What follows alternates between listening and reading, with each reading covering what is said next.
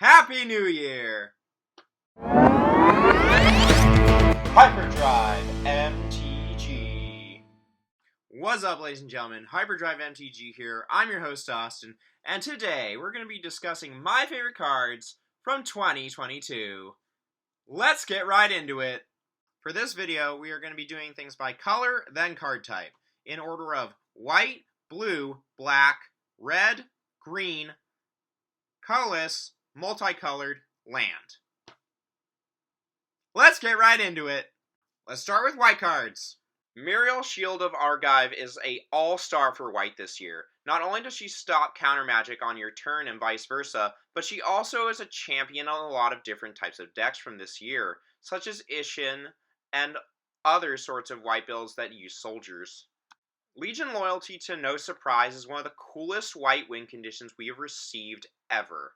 An 8-mana enchantment that gives all your creatures you control Myriad is a game-ending effect, and is rightly costed. This card is by far my favorite white card this year, and I've had a lot of fun building decks around it. Now blue cards. Since its printing, I have seen this card more times than any other counterspell at a play table since it has been printed.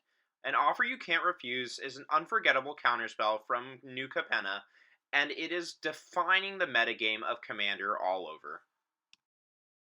I only have 2 cards to tell you why this card is broken. Reanimate and Show and Tell.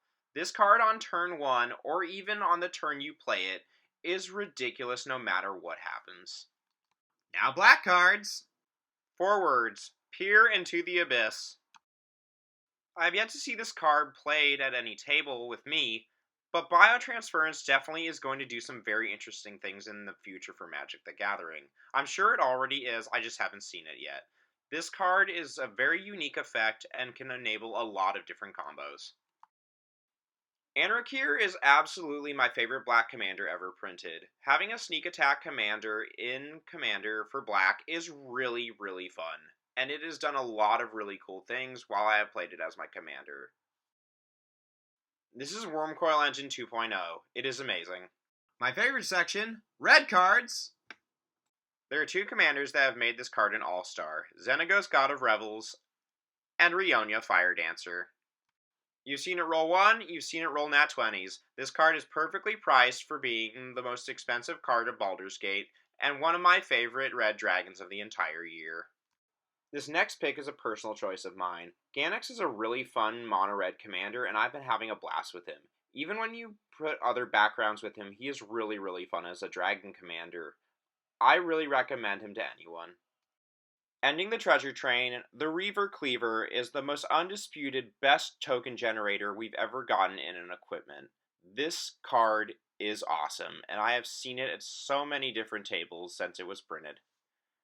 My second favorite section, green cards. It's a 2-mana mana doubler. What else do I have to explain? Dryad Arbor was a good card. Infinite Dryad Arbors is crazy. One sentence. Green does everything. My third favorite section, colorless cards. Ugin's Nexus was a card. This card's better than Ugin's Nexus. You only need 1 card with Timeless Lotus. Filigree Sages. Multicolored cards. There was only 1 multicolored card that was awesome enough to make my list. Kibo Ukatabi Prince, 'cause monkeys and apes are awesome. And now finally, land cards.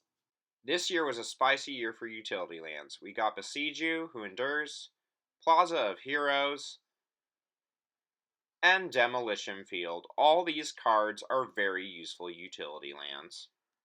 Ladies and gentlemen, that concludes my favorite cards from 2022. I hope you enjoyed them. As always, if you have any comments, leave them in the comments below. Make sure to like, share, and subscribe. And as always, stay hyper.